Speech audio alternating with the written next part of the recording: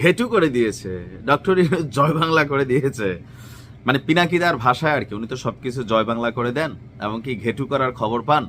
তো আমি জানি না যে আজকের এই দৃশ্যপট দেখার পর তিনি আসলে কি করবেন। মাঝখানে প্রথম দিকে ডক্টর ইউনূসের হালকা পাতলা সমালোচনা করলেও সরকারের মাঝখানে পুরোটা সাপোর্ট ছিল ডক্টর ইউনূসের প্রতি, এবং কি সাংবাদিক ইলিয়াসও শক্ত ভূমিকা রেখেছিলেন। হঠাৎ করেই ডক্টর ইউনূসকে নিয়ে গালাগালি সহ বিভিন্ন ধরনের কথাবার্তা তারা দুইজন শুরু করলেন, আরো অনেকেই শুরু করলেন। এর মধ্যে একটা প্রধান কারণ ছিল আমাদের যিনি সেনাপ্রধান আছেন জেনারেল ওয়াকারুজ্জামানকে নিয়ে।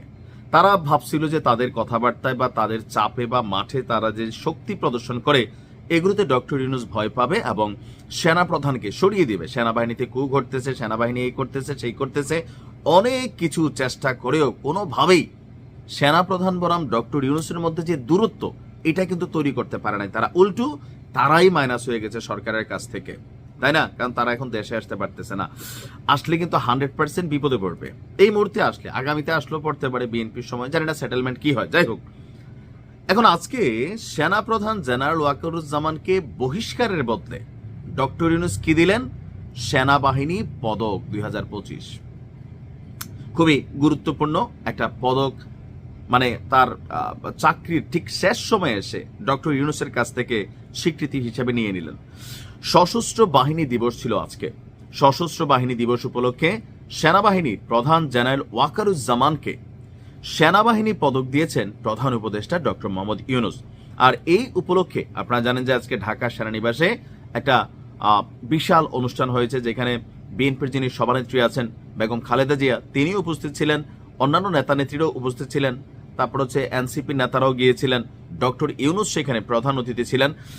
তো আপনার অনুষ্ঠানে খেতাবপ্রাপ্ত বীর মুক্তিযোদ্ধা এবং তাদের উত্তরাধিকারের যারা আছেন তাদের সংবর্ধনা অনুষ্ঠানেও বক্তব্য দিয়েছেন ডক্টর ইউনূস। এছাড়া ঢাকার সেনানিবাসে বাংলাদেশ আর্মড ফোর্সেস ট্রেনিং কম্পেন্ডিয়ামের মোড়কও উন্মোচন করেন তিনি।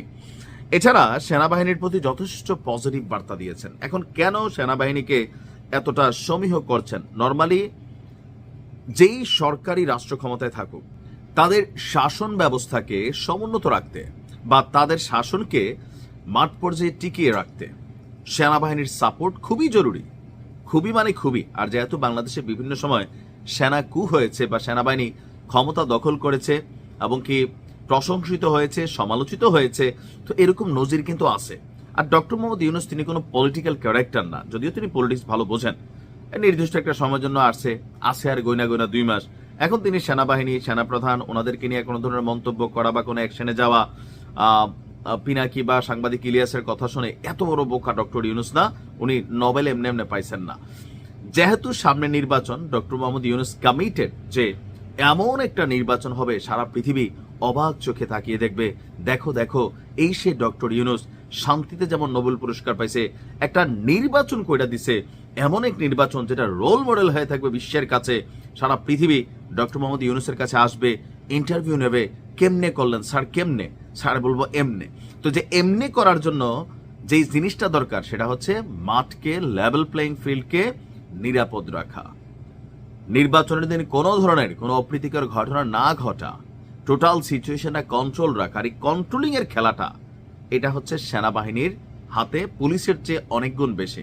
কারণ বাংলাদেশের মানুষ দিন শেষে সেনাবাহিনীর ভয় পায়। সো সরকার ওই দিনও বলছেন যে নির্বাচনে সেনাবাহিনীর সার্বিক সহযোগিতা দরকার, আর এই মুহূর্তে আইসা সেই কাজটাই তিনি করেছেন। সেনাবাহিনী পদক জেনারেল ওয়াকারুজ্জামানকে দিয়েছেন। আর আমার মনে হয় যে সবকিছু মিলিয়ে খারাপ না। এটা সেনাবাহিনী এবং সরকারের মধ্যে সবসময় সুসম্পর্ক থাকা জরুরি। আপনি পৃথিবীর যেই দেশে দেখবেন সেনাবাহিনী আর সরকারের মধ্যে ক্যাচাল আছে, ওই দেশ অস্থির অবস্থায় থাকে, গৃহযুদ্ধ বাদে। সুদানের নমুনা দেখেন, আমাদের পাশের দেশ পাকিস্তানের নমুনা দেখেন, মিয়ানমারের নমুনা দেখেন, সব কিন্তু একই ঘটনা। ভালো থাকুন, আসসালামু আলাইকুম।